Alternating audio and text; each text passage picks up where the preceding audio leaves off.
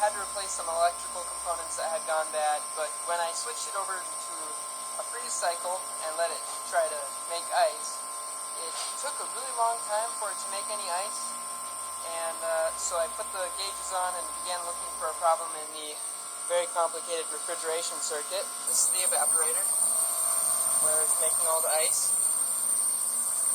This is the low side right here, where it's going back to the compressor to get compressed. And then there's 3 capillary tubes. The small lines on the top. This line right here. And then there's this one that comes in right here. This one is from the hot gas valve, okay? So when this thing goes into a harvest cycle, it lets the hot gas come from the compressor right off the high side. This right here is really hot. When it goes into a harvest, it lets it come into this line, past this solenoid valve, into the evaporator, which melts all the ice that is stuck to the evaporator off, and then it's actually able to harvest. Well, currently have it in a freeze cycle. It's still in a freeze cycle.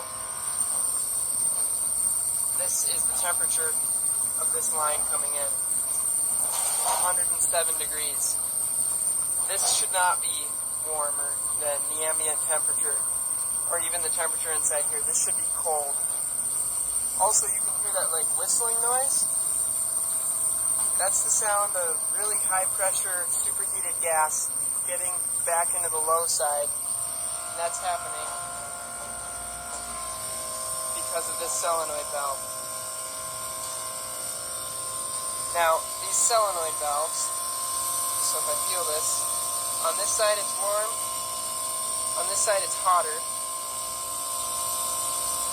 If it was working all the way, we would expect a pretty big temperature differential across here. This might be a little bit warm just from heat wicking across, but by the time it gets up into the evaporator, it should not be 100 degrees.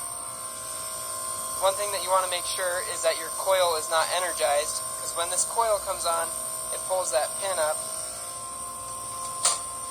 So we got a meter here. Let's just check or see what the coil voltage is. And check, make sure you know what coil voltage you're dealing with. This one is a 208, 240. And we'll just check it on these 2 pins here. Just like that. Nothing. Now if you check from 1 to ground, you're going to get 120 volts.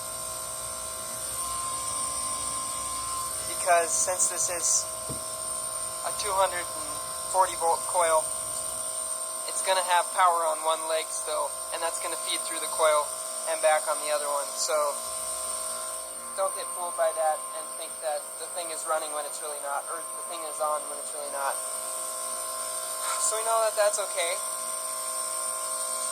Let's just for fun switch this thing into a harvest cycle, and then we'll watch what this temperature comes up to, because it might just be partially stuck, it's just not like closing all the way. So we're going to go ahead, cycle this into a harvest. That's a harvest. So let's make sure that we've got 240 volts here now.